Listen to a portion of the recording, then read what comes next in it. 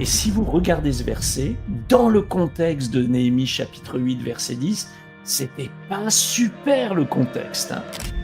Le peuple d'Israël avait été déporté, il venait de revenir à Jérusalem, il y avait Néhémie, il y avait qui rebâtissait, il y avait Esdras, le scribe, qui rappelait la loi.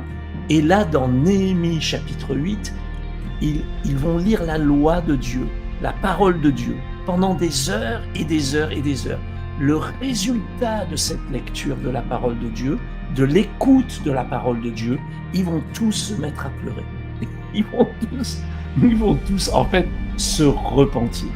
Parce qu'il y a une bonne tristesse qui conduit à une bonne joie, une vraie joie. La tristesse de la repentance, la tristesse de demander pardon, la tristesse d'avoir offensé Dieu. Et donc, ils sont convaincus par la loi de Dieu. C'est très intéressant de lire. La ville est détruite, les ennemis se moquent d'eux, c'est vraiment difficile.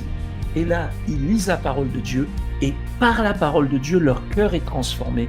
Et c'est à ce moment-là que Néhémie va leur dire, bon, c'est bien, vous avez été triste, vous avez écouté la parole de Dieu, maintenant, la joie du Seigneur va être votre force.